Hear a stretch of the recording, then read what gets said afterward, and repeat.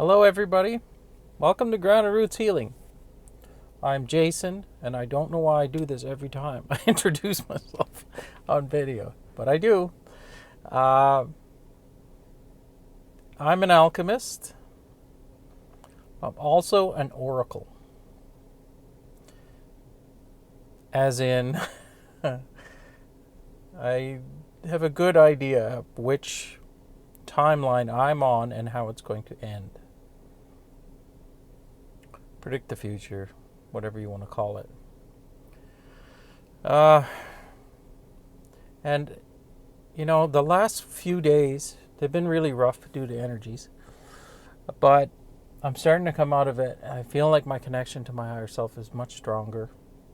I'm feeling more positive. I have a much better grasp on what's going on. And I wanted to talk about the value of Scripture.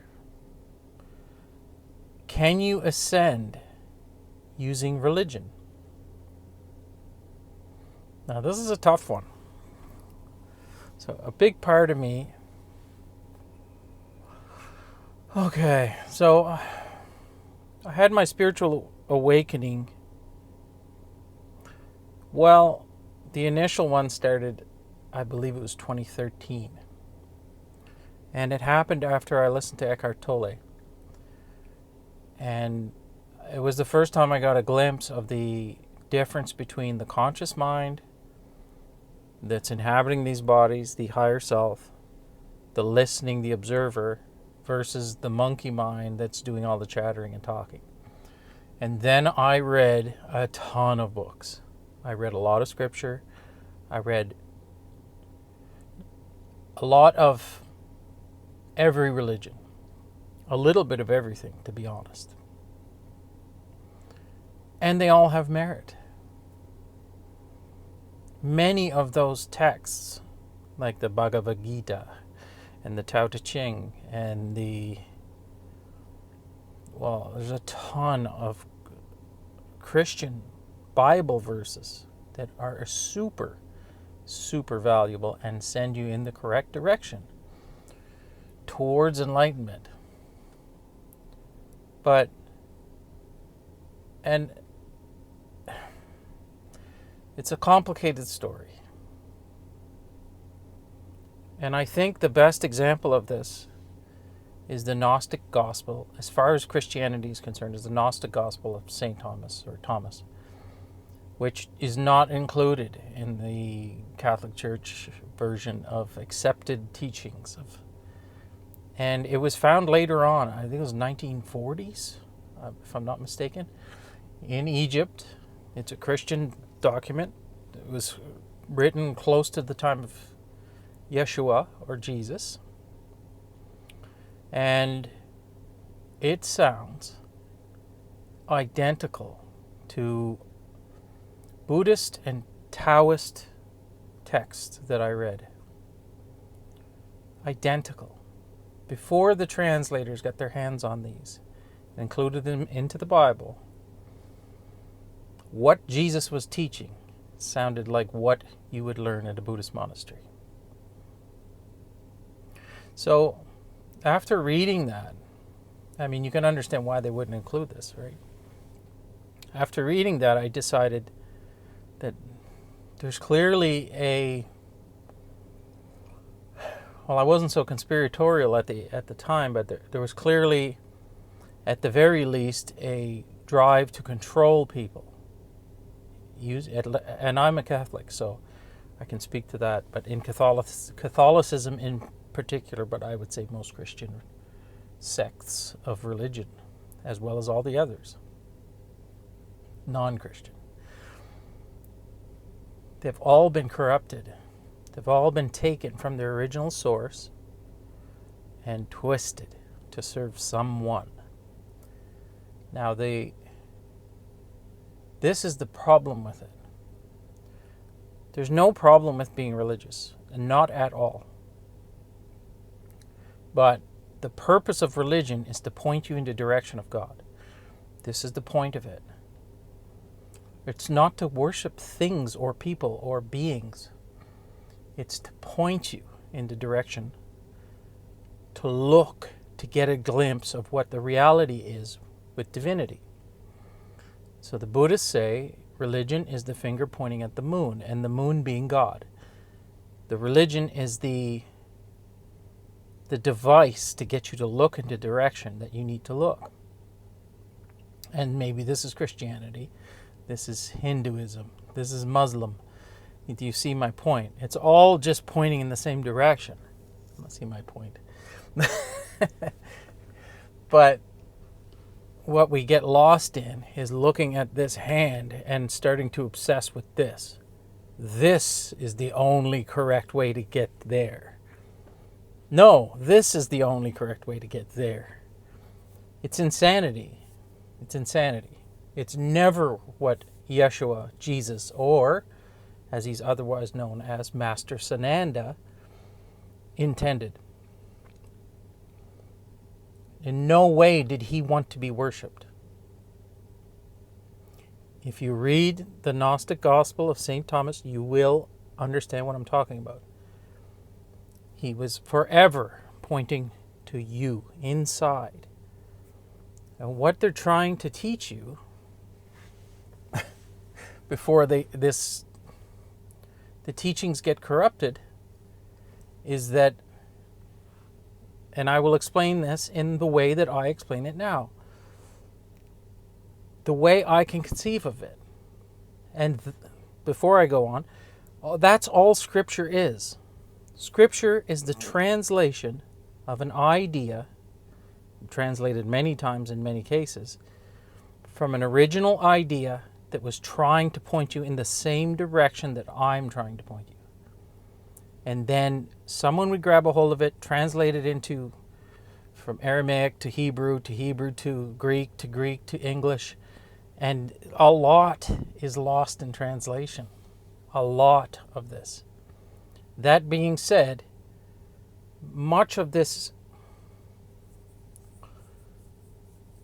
Scripture is extremely profound if you know how to read it from the correct frame of mind.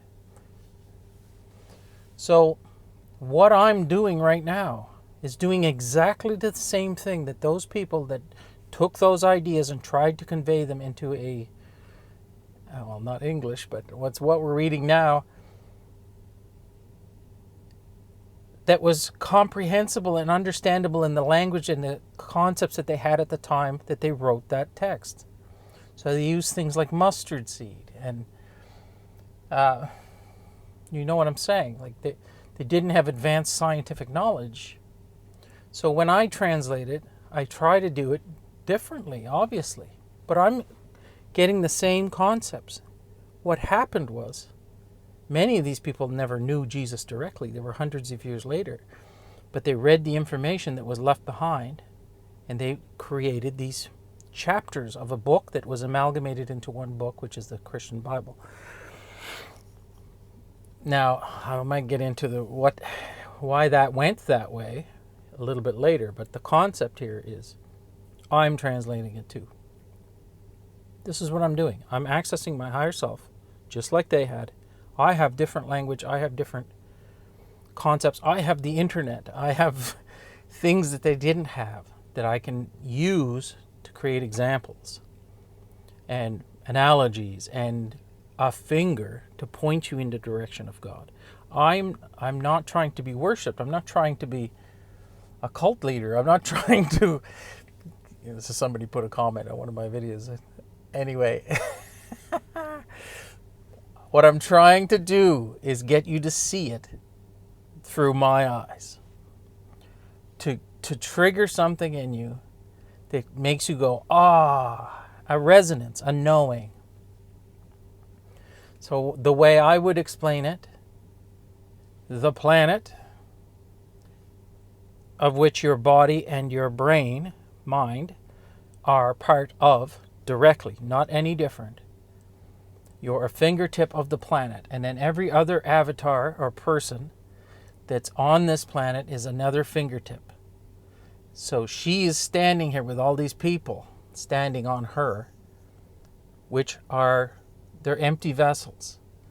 And then spirit comes down, and you have division, or souls, that project down from the one, and they split and bifurcate until they get down onto the planet and they inhabit the physical vessels.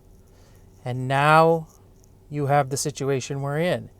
We're walking around the planet as a group, but we are all one because we're all part of the planet, the physical bodies, and we're all one because we're all part of the same soul structure, God.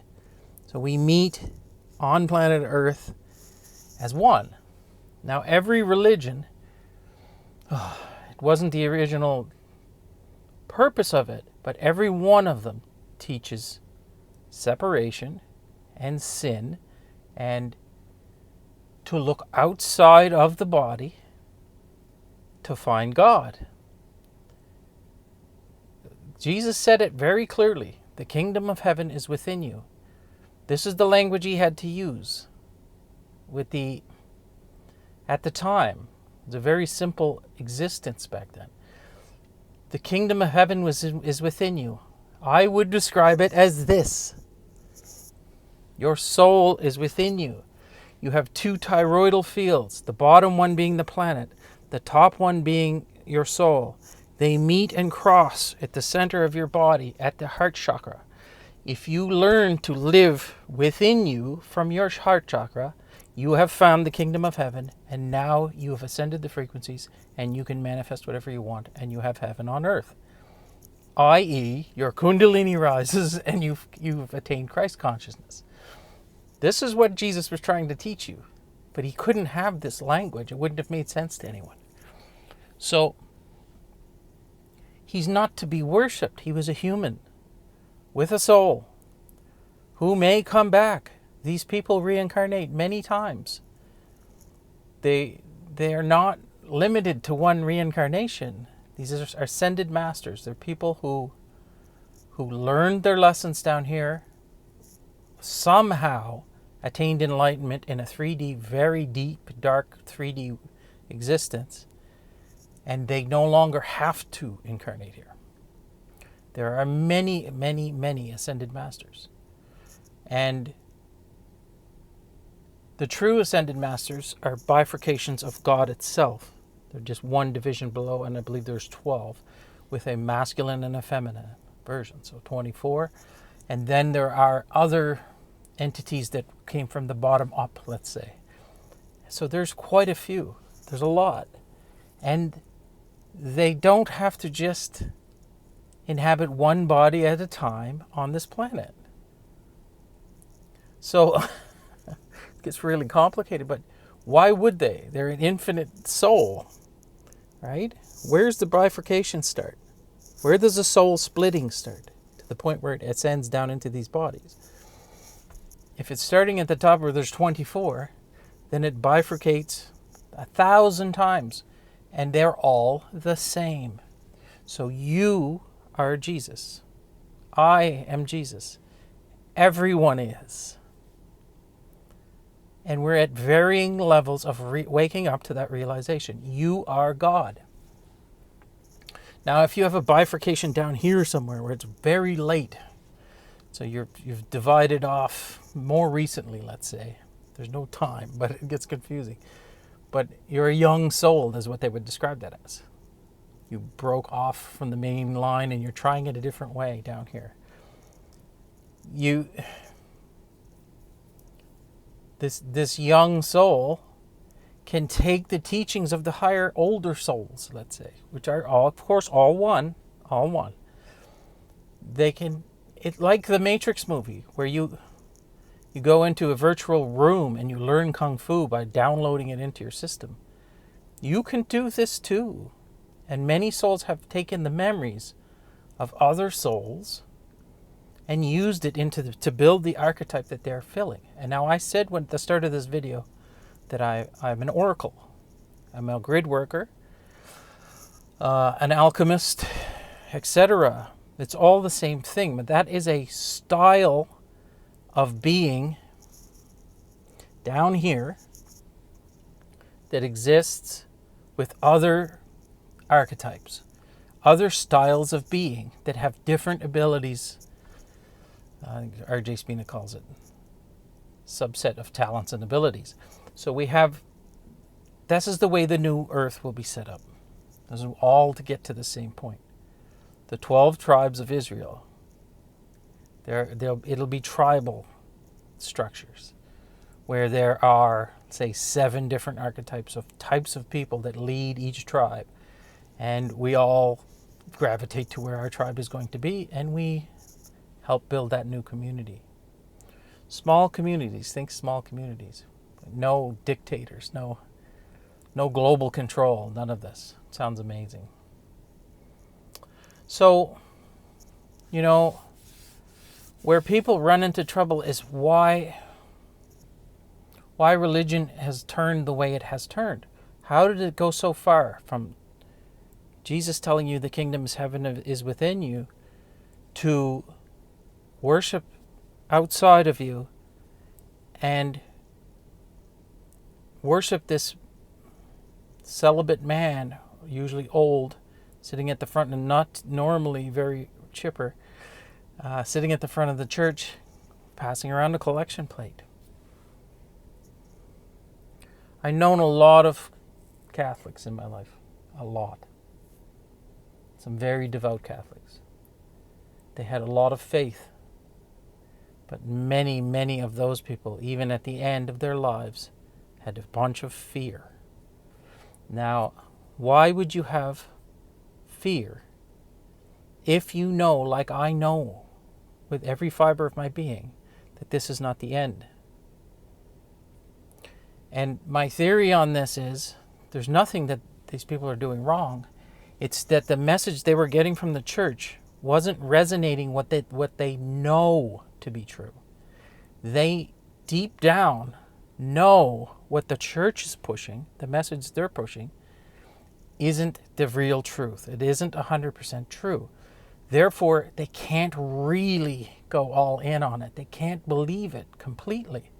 Because you can't fool resonance. You can't fool frequencies aligning with each other and resonating. It's close, but it isn't exactly right. And they've gotten away from trying to help you find the answers yourself and using dogma instead of encouraging you to think and grow and learn new things, which any religion should be doing. You should be learning about every other religion. Well, maybe not religion, but let's read a bunch of different scripture from every religion and make your own decision. I guarantee you that if you think critically like this and you start consuming this material without the dogma attached, with an open mind, you will get that aha moment. You'll get that moment where you're like, oh my God, I understand. I know how I'm supposed to look at this now. And then the learning really starts. This has been over a decade for me. And my understanding of this has changed so much in 10 years. Well, it's more than 10 years now. I think it's 11. I mean, in reality, it's been my whole life because I went through the Christian church. I learned that way. I pulled away from that because it didn't resonate. It didn't feel good. And this little aha moment that I had with Eckhart, it's what started this whole mothball down this path of learning everything I could about religion. And I couldn't get there with it. I couldn't get there with books. It has to be something you learn yourself. No one can do this for you. Anyone who's telling you they have all the answers, and if you don't follow it this way, you're going to hell, they're lying to you. I know why they're lying to you. This has been set up for a very long time as a system of control. They took these wonderful scripture and teachings and bent them into something that's going to subjugate mankind. Instead of getting to them, being the finger to point at the moon, it's twisted to be the finger to point at the leader of the church or the leader of the mosque or the leader of the whatever religion you're in. And almost all of them have had some sort of infiltration by something to twist them to make it even harder to get there. It's quite insidious. It's been going along since the inception of these books. The Catholic Church, for example, the Roman Catholic Church was, they had a big meeting and decided on which order and what books would be included and which ones wouldn't. Why do you suppose they did that? Why do you suppose they completely left some of these books out that make so much sense? Just look at the Book of Enoch if you want to have your mind blown. Anyway, a lot of this has been left out for very strategic reasons, and I'm done with this. I'm done with looking outside myself for answers. I'm not saying that I can't take things from other people's teachings. I absolutely have and do. To this point, Brianna posted a comment on one of my last videos, and it was profound as heck. It had a bunch of scripture in it and a bunch of different, scripture, and they're amazing. You can absolutely get to the place you need to be by reading this stuff, but not by the dogma. If you're going to stay in a religion, I contest that if you want to reach ascension, enlightenment, you must look at it from your own point of view. You must take it into your own hands and not take all of it as gospel. It's not all gospel. There's a lot of controlling mechanisms in those books that are going to send you in the wrong direction. But that by no means throw the baby out with the bathwater. There's endless amounts of wisdom in Scripture, and it's a huge resource. And if you use it properly, you absolutely can ascend and be religious. You just have to think for yourself. There's no way around it. So I think I'll leave it there. I hope before that, I have a Patreon channel that I've started. I do more walk and talks and more personal videos, and I do them quite regularly, almost daily. And they're stuff I can't really discuss on here usually, or just something that I'm thinking about at the time. So the lowest tier over there is $10. It'll be in the description at the bottom of this video. So please go over and subscribe if you want more of my content. Like I always say, I hope this video finds you well. I love you all because we're all one. There is no separation. Another thing the religions teach you, separation. And we'll see you soon.